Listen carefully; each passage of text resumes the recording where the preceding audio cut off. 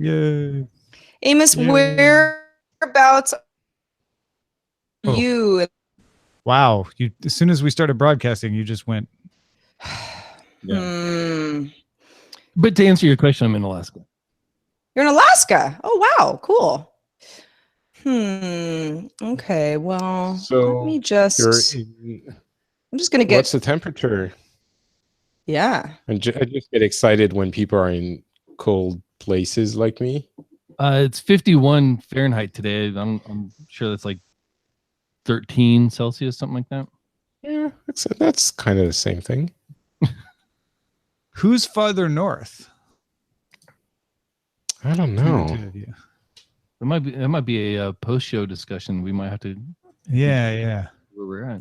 Look at some latitudes. Post-show, I'm doing one thing, and that's discussing with my sleep. Yes, Patrick will be having the post show with his pillow under his. Yeah. I don't know I'm in Wasilla, Alaska. So if you want to go, if you want to do the little coordination thing, whatever. I can't. All right. Sarah, how you feeling? Hopefully I do enough processes so that I sound okay again.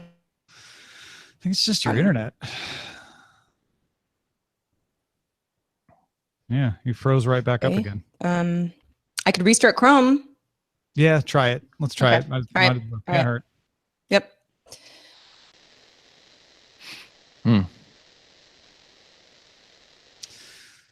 It's always something. If it ain't one thing, it's another. Insert cliche here. Uh-oh.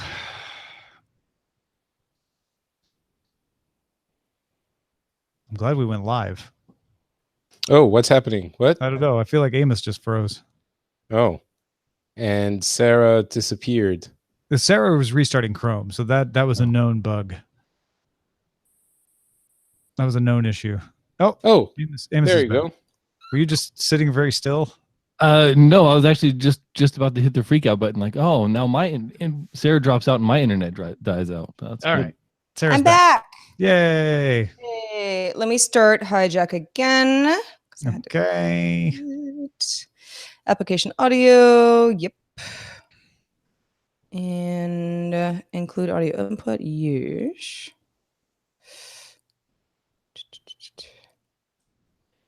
Very good. All right. I'm back. Let's do this. Talkback Tuesday begins. Sarah, could you read line 3? I could. All right. Will you? I will. Okay, good. Here we go. 3, 2. Thanks to everyone who supports Daily Tech News Show directly. To find out more, head to dailytechnewsshow.com/support. This is the Daily Tech News for Tuesday, August 14th, 2018 in Los Angeles. I'm Tom Merritt. And from Studio Feline, I am Scooter Lane. And from the land of wailing babies, I'm Patrick Beja. Is that what they call Finland these days? Well, that's what they call my house. Comes from the land of the wailing babies. That old Finland rock group. Where parents sob and I apologize in advance to the audience because teething, object permanence, and trying to crawl makes for a difficult day in the Beja And that's just house. Patrick. He's not even talking about it. Exactly. Also with us, Roger Chang out today with some. He's got a baby on the way. He's got baby stuff happening. Associate producer Anthony Lemos, aka Amos, filling in. How's it going, Amos? I am doing well. If I can get my buttons to work here. It's good to have you. Roger's going to be, having a newborn coming soon, so it's nice to have folks filling in so that I don't have to do Roger's job, basically. All right, let's start with a few tech things you should know. Tinder's co-founders and 8 other former and current executives of the dating app are suing the service's current owners, Match Group, and Match's parent company, IAC, for $2 billion in damages, alleging that manipulation of the company's valuation denied them billions of dollars that they were owed. The suit centers around an analysis of Tinder from 2017 made by banks, Wall Street banks, to set a value for stock options received by Sean Rad, a Tinder co-founder, and other early employees. It also includes an allegation of sexual harassment against Tinder's former CEO, Greg Blatt. So they're swiping for their rights. Good one, Tom. Oh. Facebook has acqui-hired the 7-person VidPresso team. VidPresso makes online videos more interactive with on-screen social media polling and comments, graphics, and live broadcasting integrated with Facebook, YouTube, Periscope, and more. Terms on the deal weren't disclosed. VidPresso clients and partners will still be able to use its services. Twitter Lite, the data-saving version of the Twitter app, is expanding to 21 more countries, bringing the total to 45. Twitter Lite is designed to load faster on slower network connections, 2G, 3G. Also, less than 3 megabytes in size. Last November, Twitter claimed Twitter Lite led to a greater than 50% increase in tweets and noted that 80% of its then 330 million monthly users were outside the United States. App is available as a free download on Google Play. Microsoft is making its Your Phone app available to all users in the Microsoft Store on Windows 10. Right now, it works with Android phones to drag and drop photos from a phone to a PC. Syncing text, messages, and notifications is still to come. All right, let's talk a little more about secret meetings, Patrick. Insider reports that Apple is encouraging developers to transition to a subscription software as a service model rather than a one-time purchase fee model. Sources say Apple had held an invite-only meeting in April 2017 for more than 30 developers to convince them to adopt the sub-model. I love this story because it plays both sides of the fence as far as news hook. One is secret meeting in swanky Tribeca neighborhood of New York with developers. What could it mean? But then it goes on to explain that what it means is that you make a lot more money off subscriptions, and Apple wants to make that an important part of their business. So they're really trying to get developers that make one-off apps to do subscription versions of their apps because it's going to be good for them and the developers. Well, in the Business Insider story, it sort of had a good analogy of certain apps are utilities, or, you could liken them to a hammer, right? You need something hammered, you use the hammer. And it doesn't really have this sort of ongoing payment structure. But it can, of course, you get creative enough. Of course, you can have subscription-based apps. What I find surprising about this is over a year ago. So 30 plus developers, and one would assume is, what Apple would deem good performers, lots of potential for revenue for Apple, of course, because they're taking 30% cuts of these subscription models. How we didn't hear about it all this time. I mean, that was almost a year and a half ago.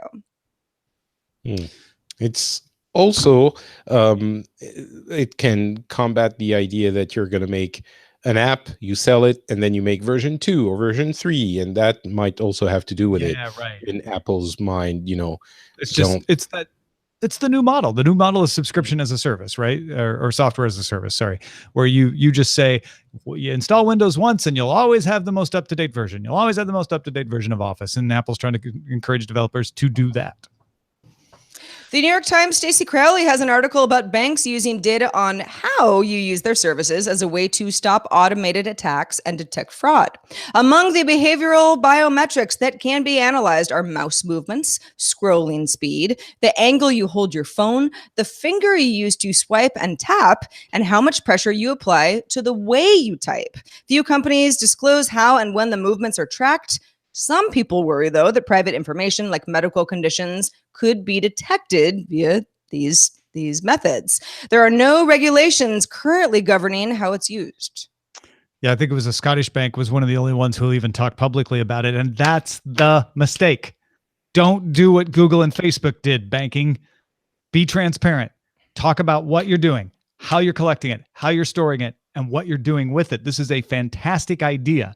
Theoretically, this kind of mouse movement, we're talking about 2,000 different signals here, right? They're correlating a lot of different stuff. This isn't just like, oh, but what if somebody pretends they're me, like their mouse? This is really hard to duplicate, and it's very good for security. And as I was about to say, theoretically, could be used as a replacement for current authentication schemes if done right, but it will get screwed if everybody sees it as another data grab without people's permission. I mean, the data grab aspect is, I think, relatively limited. The big issue, obviously, is individual, not replicable identification, because if it's precise enough to identify you, I think some people might be worried that this is one thing they're using it for, and then you're kind of fingerprinted or behavior printed. Yeah, who are you and sharing you can be this with? tracked. Who else has Yeah. it? Yeah, totally. Yeah, listen, I don't want anyone to swindle me out of money, right? So in theory, all of this is a good thing, I guess. However, when I think about the way that I might scroll, or, depending on, how big of a hurry I am, how much pressure I'm applying to, That's why I said there's 2,000 different signals here. It's really good at telling who you are, even if you're drunk or sleepy or whatever, right? Because it has a lot of different ways to look at this stuff. Okay. Yeah, I know. I can hear the skepticism. You're like, sure. All right. Yeah.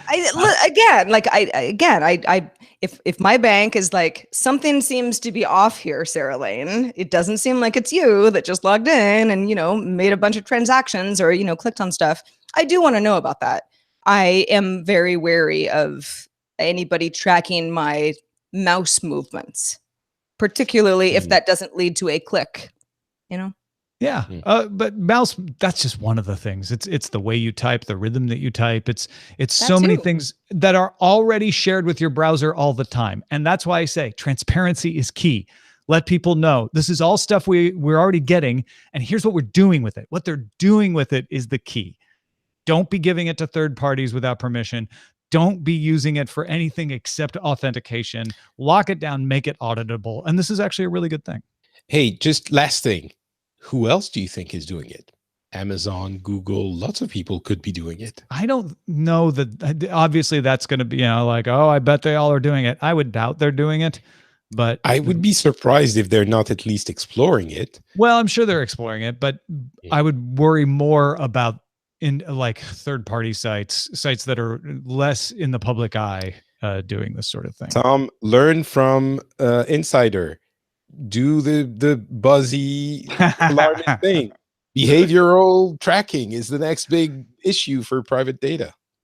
Actually, Nvidia graphics cards are the next big thing. CEO Jensen Huang unveiled the company's new Turing GPU architecture in a keynote at SIGGRAPH 2018. Turing includes hybrid rendering, which combines ray tracing with traditional rasterization. Nvidia says the fastest Turing parts can cast 10 billion rays per second, which is a 25 times improvement in ray tracing performance over the unaccelerated Pascal.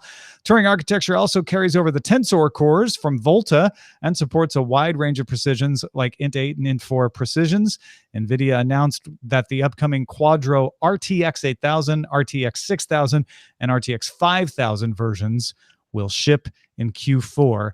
That RT is interesting. It refers to Turing's RT cores for ray tracing, which improves lighting effects in games. And coincidentally, Patrick, NVIDIA also released a teaser video for its Gamescom announcement next week with a bunch of hints in Discord screenshots that led people to believe that graphics processor announcement will be for something called the RTX 2080.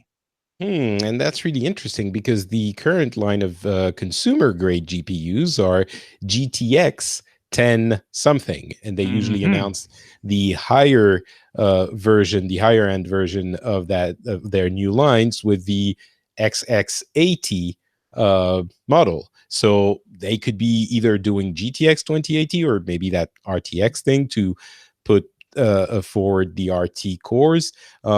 Very interesting. I've been waiting for this to maybe think about changing GPUs, but wait a bit more. The first one is usually super expensive. I mean, the 8000 I think was quoted as like $10,000. So, of the Turing platform, that's the pro version. The other thing is, will cryptocurrency miners jump on it? which they're more and more going for specialized cards versus this, but it'll be interesting to see if that holds up. Still, yeah. MoviePass's new plan launches August 15. Hey, that's tomorrow. But some users who have canceled have received emails indicating their cancellations have been revoked. One email reads, if you had previously requested cancellation prior to opting in, your opt-in to the new plan will take priority and your account will not be canceled. Many people getting that email claim they did not opt in to the new plan, and some say that you now can't cancel the subscription at all. MoviePass told TechCrunch, we have fixed the bugs that were causing the issue and have confirmed that none of our members have been opted in or converted to the new plan without their express permission. So it sounds like just it was a fluke. It wasn't MoviePass being like, we can't lose subscribers. Let's make them stay. Yeah. It was, I mean, it's not as bad as if they were like falsely trying to retain people, but they obviously are having problems with their systems, which doesn't give more confidence in MoviePass, I'm afraid. Yeah, there was a huge bad buzz when they started not, paying for what they should be paying for a few weeks ago. This isn't helping. It's too bad because, I mean, MoviePass is cross companies, right?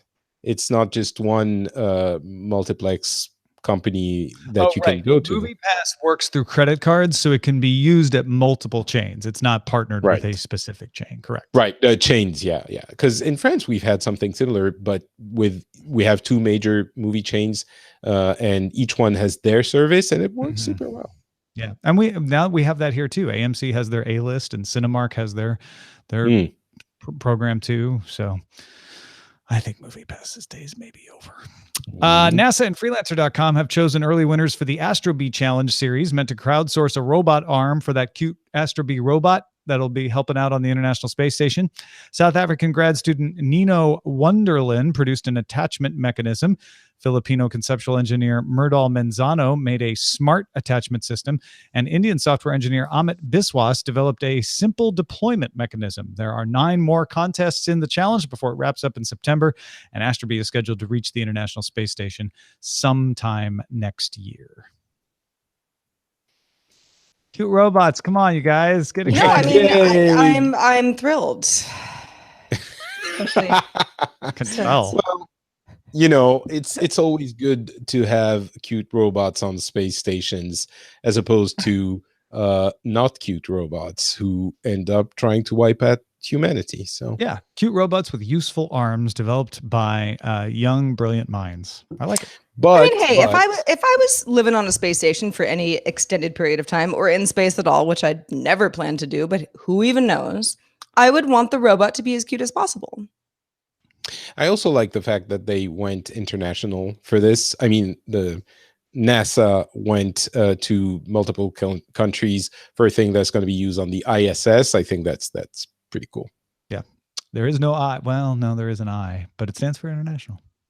To get all the tech headlines each day in about 5 minutes, be sure to subscribe to dailytechheadlines.com.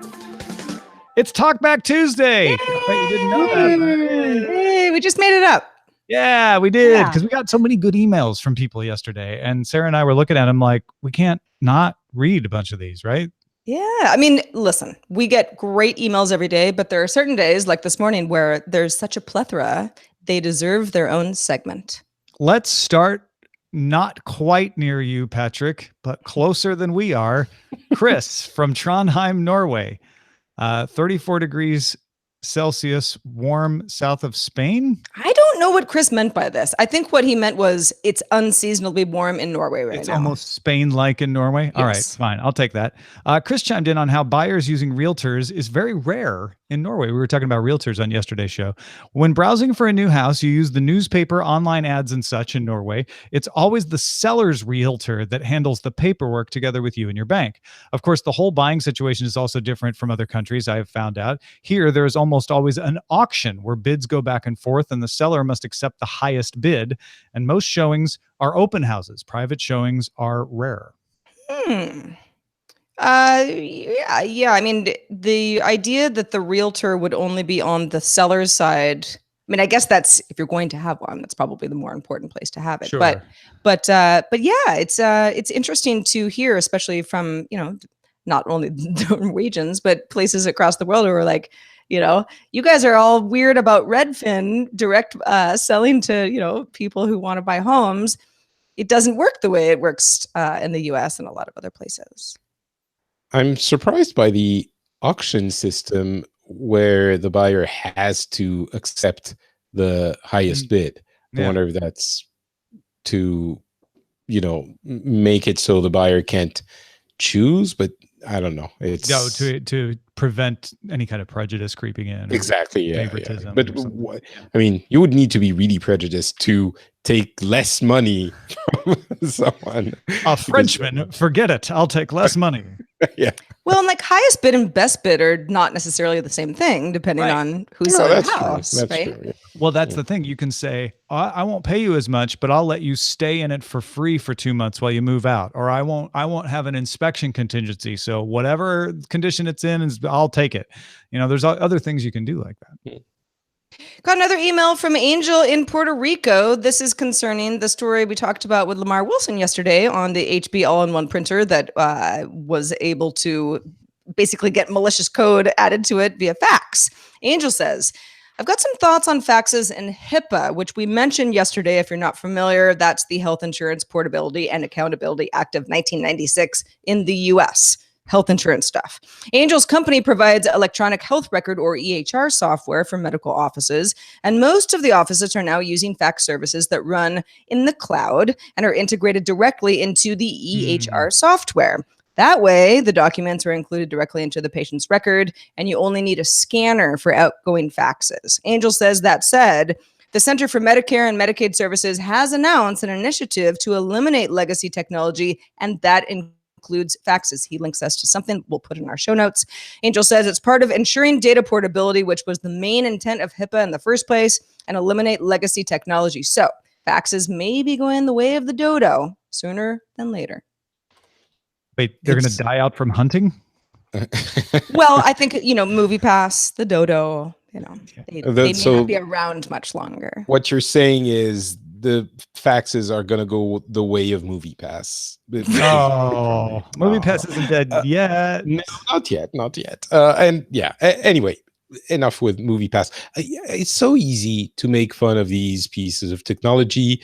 And yesterday, you rightfully put a whole bunch of caveats in front of that fun making, which was obviously warranted. But, there are some we tend to forget in our world of constantly evolving, newest, coolest tech gadget, that sometimes tech is used for things that need to be super reliable and that work everywhere in systems that have been designed a while ago. It's the case for this. It's the case for, there are questions about voting systems. There are infrastructure IT that is still running on like old COBOL program, and you can point and laugh, but these things have reliability as their most important, highest priority. So sometimes it's warranted.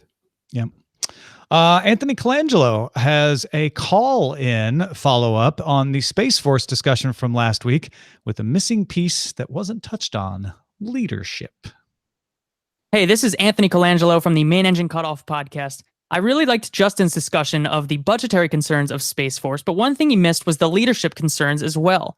Space leadership has not made it to those high levels of the Air Force that have a seat at those highest level tables where decisions get made in government. Space Force is about elevating that space leadership up to those highest levels so that they have a direct say in prioritization, management, and decisions about policy that affects space, rather than it filtering through the Air Force structure. So that's something that's very important that I think can't be missed in the Space Force debate.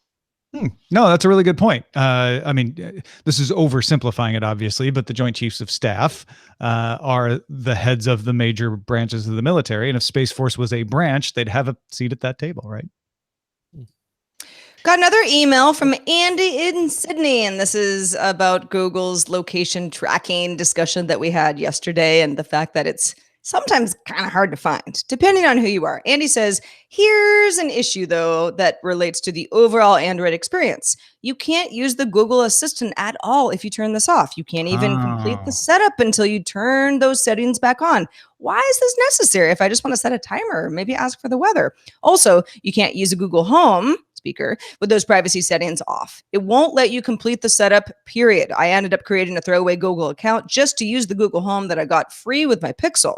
Even basic stuff like the weather widget on my Pixel's home screen, it's gone. It disappears when you turn off location history, at least after a while. Even though I have GPS turned on, they can't seem to figure out my location in order to show me the local weather. They have my GPS, they have my cell tower, Wi-Fi addresses, but they need my location history to tell me the weather where I am now.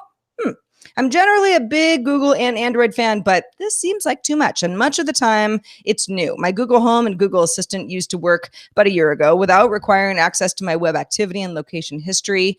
Used to be able to use the weather app. Now they've slowly been removing features from users that have additional privacy settings enabled.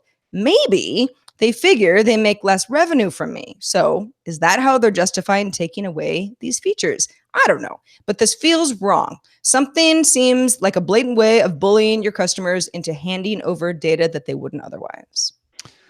Yeah, these things should work even if you say don't store my history. I have a feeling there may be some people, again, remember, companies are made of a lot of different people. There may be some people inside who are under the cover of another reason pushing this for an agenda of being able to track and use the data. I'm not going to discount that possibility. On the other hand, there's probably a lot of engineers who are like, look, whenever we store something, even just for temporary use, and we store it a little longer just to make sure it's still there when the app needs it later, we get in trouble because of privacy.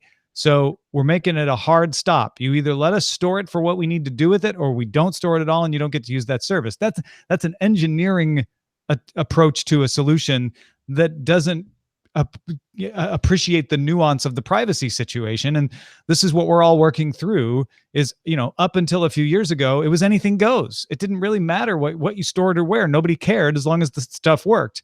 Now people want it to work and not spy on you. And so I totally agree with Andy. Like, you should be able to have your weather app know where you are because you have GPS turned on. Saying don't store my location is not the same as saying don't check my location. Right. And even if it needs to store it briefly, there should be a way to say, like, yeah, it'll be stored for, less than a day, just because that's the way the app works. But after that, it'll be purged. Because what the AP found was in this other setting area under apps, it was being stored for longer periods of time because it wasn't covered by the tracking, which was doing continuous tracking, which is a totally different thing. I want to say also, because Google maybe makes money off of you, and that is not a little bit of devil's advocate, but it's not an invalid reason. You're totally, using the service for free, and maybe they need that to monetize your use of it. I think they should be more transparent about it, but it's also such a tiny thing that everyone's jumping on it and pointing fingers and going like, see, again, Google is trying to spy on you without you knowing. But it's not, I mean, more transparency, sure. I don't think the team designing it was thinking, oh my God, we need to tell them that if they turn off this service, then they won't have access to that. When really you turn it off and you see you don't have access to it. It's not. Well, I think in legitimate engineers' minds, it was like, well, tracking is I'm always recording location constantly. And storage through apps is when I launch the weather app, I check the location, then I store it so that I know where I checked last time, and it can speed some things up. And I think you're right that there are probably other people like, great, well, we can use that to sell an ad against it. And it is different from continuous tracking. But people are like, well, wait a minute. When I said I didn't want you to know my location, store my location, I meant I didn't want you to store my location. So it just, the debate goes on. KV followed up echoing Sarah's sentiments that this is a ridiculously buried settings item. KV said it's one thing to have the options available to merely say you have or cover your butt legally. However, a real measurement of a company's efforts of how much they value user choice and privacy is how accessible and clearly explained their options are. Are the options presented equally? Are they opt-in rather than opt-out? Or do they employ dark patterns, such as hiding certain options behind several screens or different mediums, like a phone call, discolored, undesired options, or generally making it harder for a user to actually make a well-informed choice? I think dark patterns is overemphasized, but it doesn't mean it doesn't happen. The YouTuber Nerdwriter does a pretty good overview on some common dark patterns. I think that is way overhyped, the whole dark patterns thing. But at the same time, I think there's a great argument to be made for accessibility that says, look, if you're hiding these things, it's harder for lots of different people to get to, and that's just not good UI. Yeah, I agree with you that Google isn't necessarily trying to bury these settings in a place where they truly don't want anyone to find them. Although in this case, they are a little bit more buried than usual. But this is a great conversation. And maybe we can, I don't know if anyone has sort of like dark web and app patterns that they're, an expert in. I'd love to know more about it, because there are little things like, graying out the option that the app would prefer that you don't choose. You do see that a lot. And sure, if we're all paying a lot of attention, most of the time, not an issue. You still choose your options that are right for you and go on with your life. But I've certainly been, I don't know, fooled is the right word, but I've been, a little bit confused by these sorts of things in the past. And that's definitely a factor. My issue is that dark patterns is a good consumer tip to say, like, hey, make sure you're reading things. So they do these things to try to nudge you. Like they want to trick you. Yeah, it's no different than any kind of ad literacy. Whereas what's being done on the internet right now is a lot of the dark patterns are coming to get you, and companies are trying to trick you and steal. Like, they're just way overhyping it for clicks. And it's like, something to be aware of, like Sarah just said. That's all there is to it. I really like the analogy to basically marketing and ads, that there are dark or light patterns in all of those. I will add, though, that the answer that KV was looking for was really in his first or second sentence, how much they value user choice and privacy. Google doesn't value it hugely. They value it to an extent. But I would suspect that out of all of these gigantic companies, those that use your data to monetize, again, as I was saying earlier, value your privacy less than others that don't use that data to monetize. Yeah. So it's not that they're more surprising. willing to let the consequence of a design change impact your privacy negatively than a company that would be willing to go out of their way to protect your privacy. Yeah, exactly. Hey, thanks to all those who participate in our subreddit. You can submit stories and vote on them at dailytechnewsshow.reddit.com and facebook.com/groups/dailytechnewsshow. Also, thanks to Patrick Beja for being with us this fine Tuesday. Patrick, what's been going on in your world since we saw you last week? A lot of, as I mentioned, baby crying. I was and not a lot of podcast recording. However, I did learn that France is one of the 5 nations that has a space force. After Googling the topic, so that's go France. And that's about it. Just follow me on twitter.com/notpatrick if you want more trivia about Space Force, maybe, and baby complaining or complaining about babies. And big round of applause to Amos for stepping in for Roger Chang today. Thank you, Roger Chang. We miss you. Thank you, Amos. And thank you all for supporting us. There's lots of membership perks that you can get at patreon.com/DTNS. Check out the columns and the Slack and the Discord and all those sorts of things. Once again, patreon.com/DTNS. Don't forget to do it. Go do it as soon as you get done listening to the show. Very fun Talkback Tuesday, and we want more of them, but we want you to send us email any time or day of the week that you choose. Feedback@dailytechnewsshow.com is our email address. We're also live Monday through Friday at 4:30 p.m. Eastern, 20:30 UTC. If you can join us while we're shooting the show live, we'd love to have you. Find out more at dailytechnewsshow.com/live. Back tomorrow with Scott Johnson. Talk to you then. Bye. This show is part of the Frog Pants Network. Get more at frogpants.com. Diamond Club hopes you have enjoyed this program. Oh, I sure did. How does what does France call its space force, Patrick? Oh, I Force closed to the space. Wikipedia Force to page. space. It is called Commandement interarmé de Sorry, I didn't mean to l'espace. put you on the spot.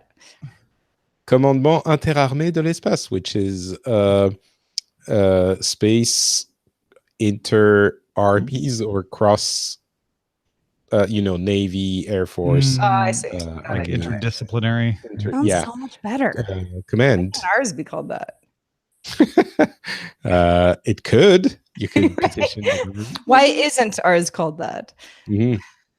mean, yeah, where do I what start? I'm called, however. What's that? Late for dinner?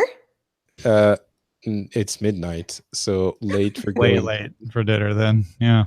Late for going to sleep and Late- going late to for sleep slumber. right now, Late for while slumber. while thanking Scooter, Tom, Amos, and the absent Roger for a delightful recording once again. Well, and thank you as well, Patrick Ennui. Beja. And we wish you the sweetest of dreams, perhaps about space, Possibly. perhaps Thank you very about, much. Google privacy. Or maybe both. Well, that wouldn't be very sweet. Oh, All right. Google's You know. protecting my privacy. What a nice. Bye. All right. Good night, Patrick. Good show. Good night. Bye, Patrick. So, what are we going to Yeah. call this? Imagine when we imagine when we have different privacy settings based on whether you're on Earth or another planet. I forgot to protect my privacy on Mars. Crap. Right, I'm I in know my it's totally dad's different house. jurisdictions, Yeah. Yeah. MoviePass just can't quit you. That's funny. Whenever I VPN to Mars, I get all these pop-ups about cookies. Everything's about water. Canceled cancellation is one of my favorites on here. Canceled cancellation. Oh, that's another MoviePass. MoviePass and the cancellation. Banking on your data.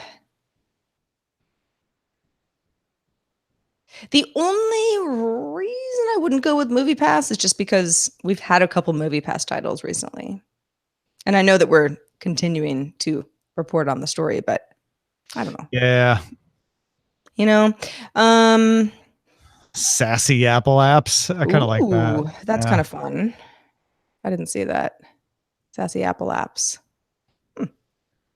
It sounds like a breakfast cereal.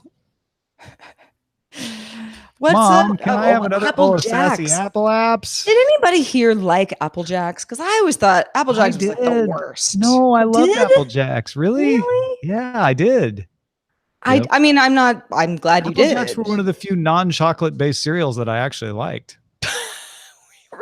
What are the other chocolate-based cereals? Cocoa there's Cookie Pebbles, Crisp. Cookie Crisp, Yeah. Cocoa Puffs, Count Chocula. Puffs. Count Chocula. Jeez, guys. Okay. Yeah. Okay. Color me corrected. But you did like Apple Jacks. You know what I didn't? I didn't like Apple Jacks. I was always like, who wants this? Super Sugar Crisps. What's that? I'm trying. Maybe that's not the right. Is name. that it's?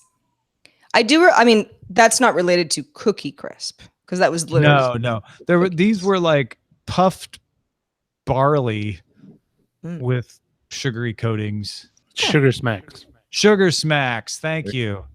Look who's back. look just in who's time. here. Look Sorry, I who's here. found a lull period between Between life. craziness. Between You know when life. I finally understand when those commercials say that, when time moves at the speed of life, or was it when life moves at it's something like the speed of life, whatever. Is that supposed to be like moving at the speed of light? Yes, it's a spin on that, but the way things in life, your life, anyone's life, come at you, and right. Yeah. you get these amazing tranquil moments interspersed with a lot of stress. I hear that, brother. I do.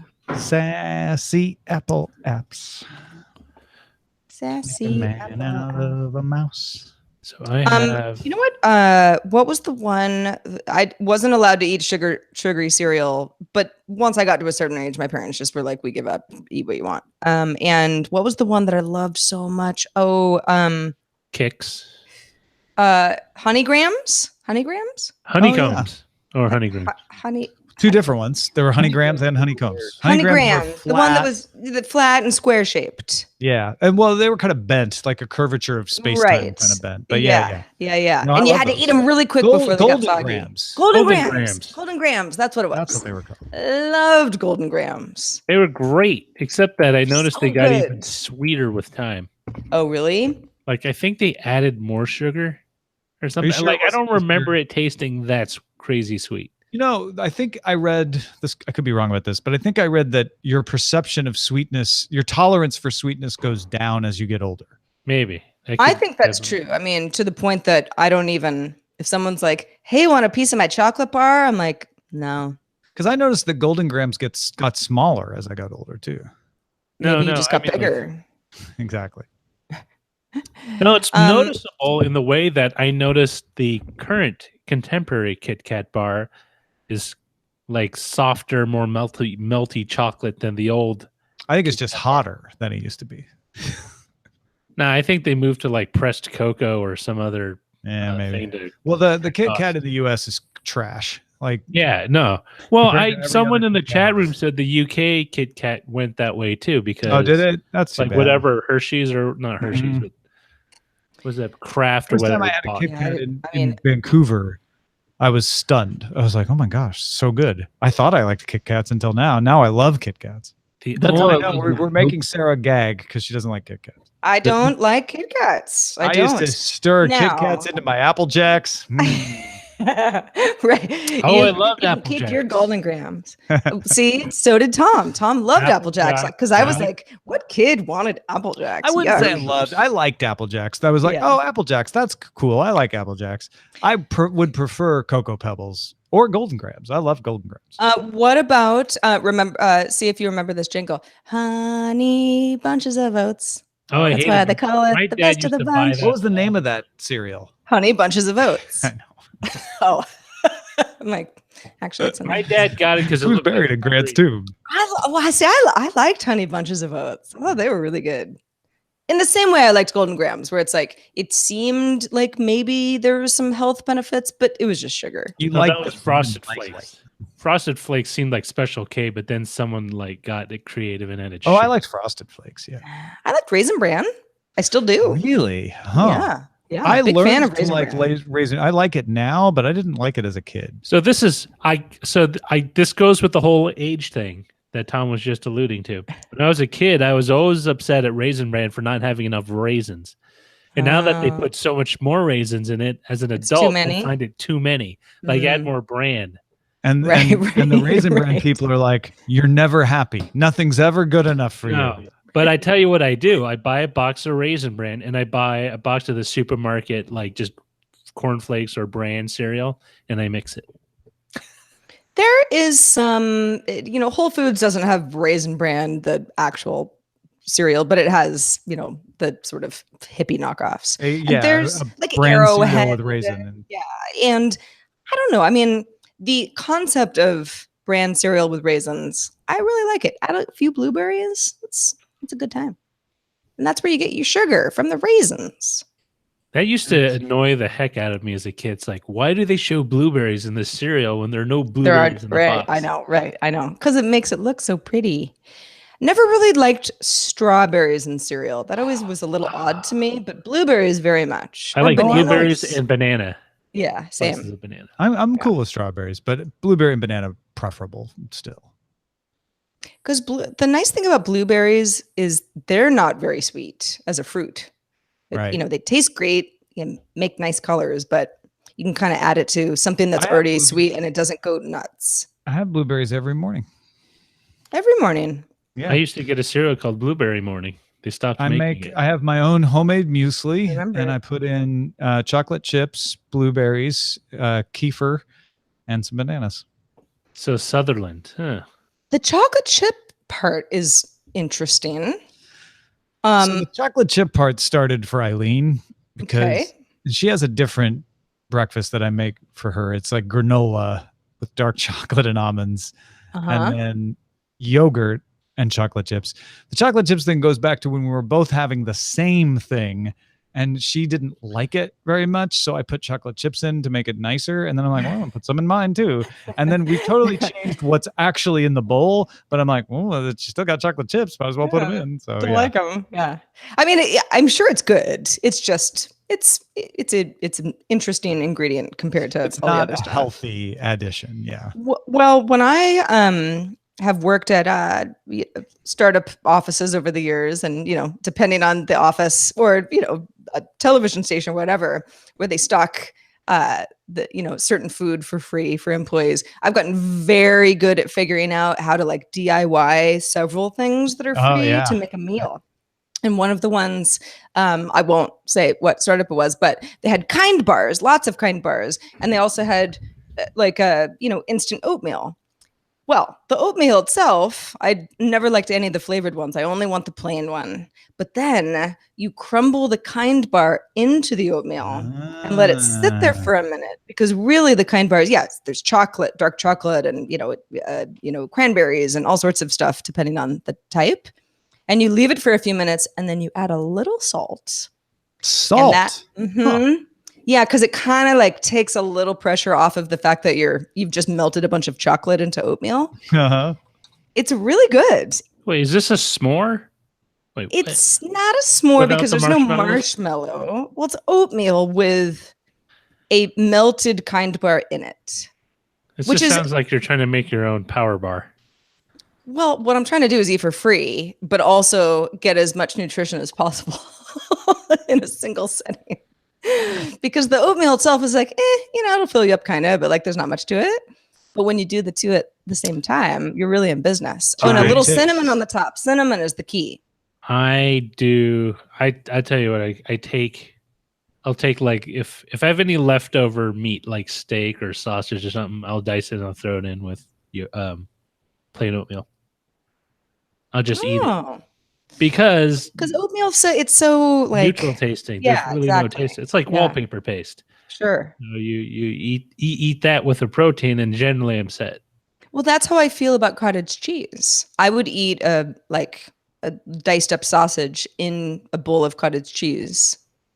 No problem. Sounds kind of weird, but it tastes fine. Protein and protein. I mean, why not? Yeah. You put cheese on a burger. Right. Kind of the same idea. Excuse me, cow. I'm going to take your milk and then put it on top of your flesh and cook it. Yeah. Well, I mean, the cow is already dead, Roger. You don't have to have that conversation. Oh, excuse me, chicken. I'm going to take your spirit of my hamburger cow. Please forgive me. I'm using goat milk cheese, I promise. Man, I don't know about you guys, but I don't like goat milk very much. No, it's nasty. I'm sorry. You know what? I'm wondering if it's actually the goat milk or what they feed the goat. I'm not sure, because there has been a salad that had goat cheese on it here and there, where like I was like, maybe not my favorite cheese. I wish it was feta, but okay. But usually I can't eat anything that has goat milk or goat cheese involved. Hey, folks, if you want to know what I sound like with my jacket off because it's hot, stick around on the audio recording. For video folks, though, we're saying sayonara. And I hope you have a pleasant day. Amos, take us off.